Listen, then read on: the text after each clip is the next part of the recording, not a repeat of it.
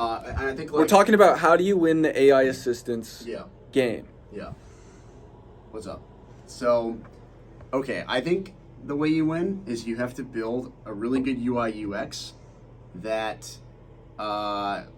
is integrated with some sort of AR device. I don't know if it's the Vision Pro or if it's Meta's, Ray-Bans or whatever, but I think if you can build something that has really good UX for that interface, then I think that you could be like a nobody and suddenly become like an integral player in the AI assistant space. So here's why I think you're wrong. Okay. I don't think you're wrong in terms of what is the future of the AI assistant. The wrongness only stems on how the winners will win. So that play to create an interesting Vision Pro assistant app, which could maybe auto-generate the, UI UX on the screen of what you want to see, well, it's interesting.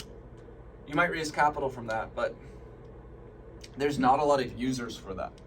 What really the AI assistant future is going to do is, first off, it's a whose devices, who gets on everyone's phones first. You're not going to win with hardware. You're not going to sell millions and tens of millions of AI necklaces. Now, if you have an app which does the same thing as your offering, which is free, with a paid model if you're using it all the fucking time, then people will download the app. The app is 1,000 times at least more scalable than a necklace. And so if you win the app layer for the AI assistants, then you have all the funding, you have everything you need to continue to build that out in terms of, then it becomes, you take Rewind AI, you have a recorder for all of your web tracking. It's really just the assistant which starts capturing all of someone's data, but it's really the first assistant to provide the most amount of value. And the most amount of value you can provide is by listening and always being there so that I can vocalize my thoughts and turn them into actions. So I want to be able to speak into my notes. I want to be able to speak into my WhatsApp. I want to be able to speak into existence actions. So the top level funnel will be not only a recorder, which gains context on your life, but really the actions are part of the most important part of it.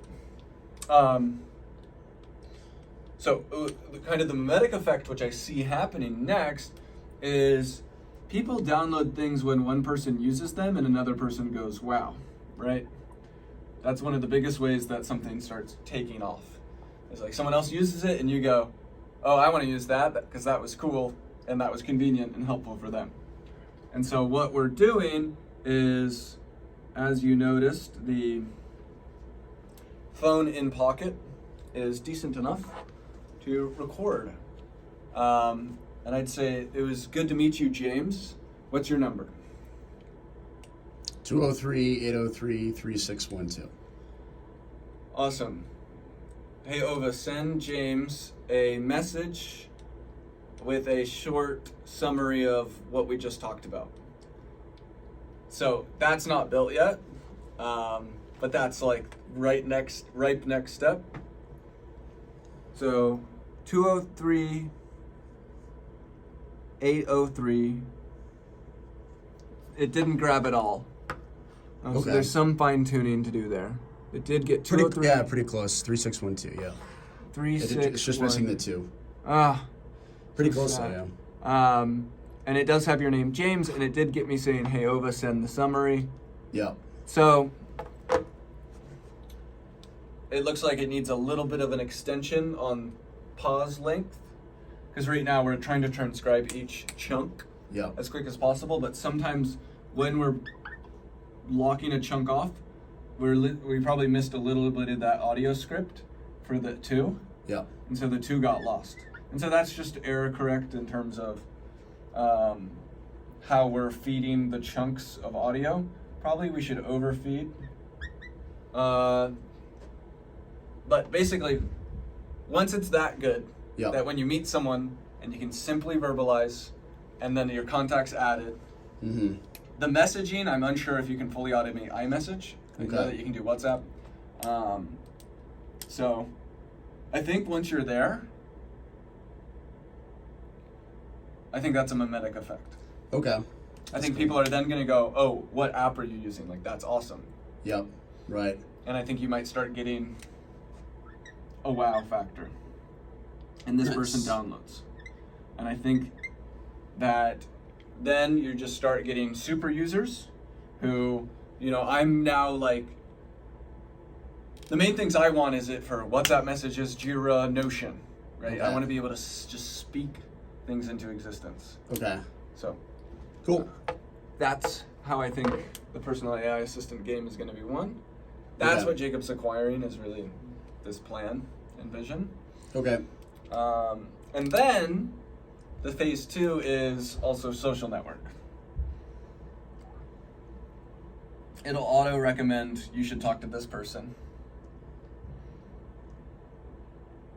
It'll say here's their profile. They're talking about the same team. You'll be able to opt in. Yep. Say can we share? Can we use your data to connect you with like-minded people?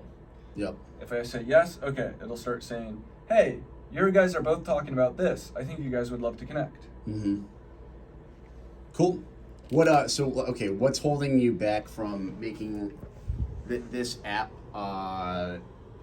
able, not the social network part, but like all the other stuff, like what's holding you back from being able to make it fully functional? They're just working on it right Okay.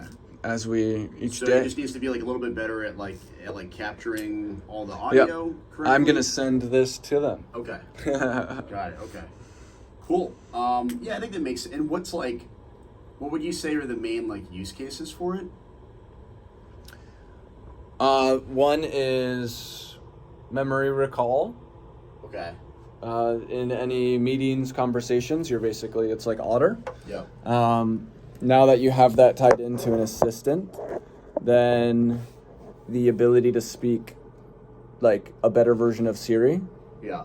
Siri is just unreliable, so most people don't use it. Yeah. So if we make a very reliable version which can do more things, Yeah. then I think that's going to be something that's super nice. Mm-hmm.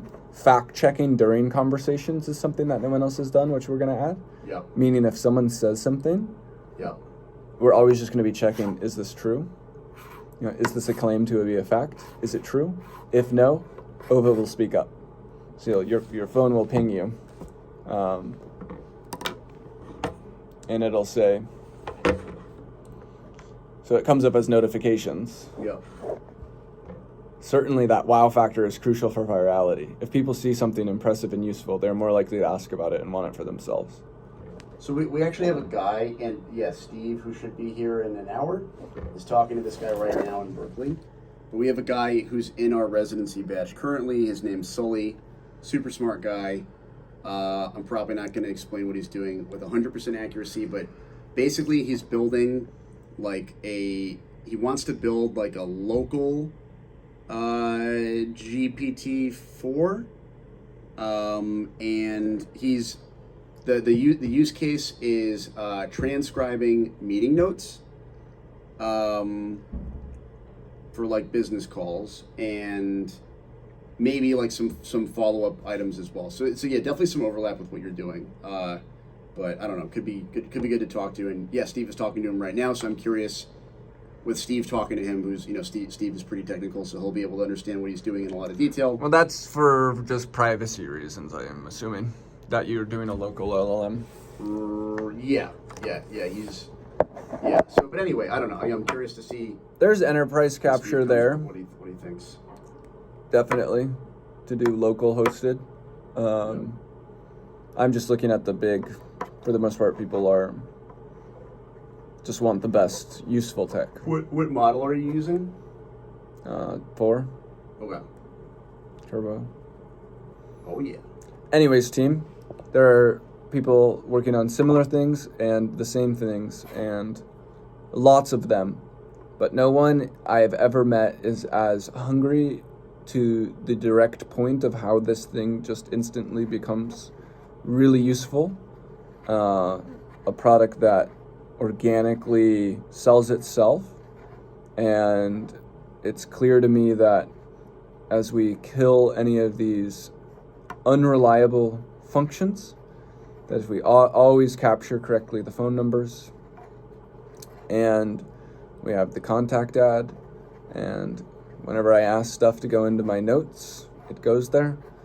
When I ask to send a message, it sends messages. That we're going to have a very, very quickly growing product, and we're going to be a leader in the whole voice assistant space.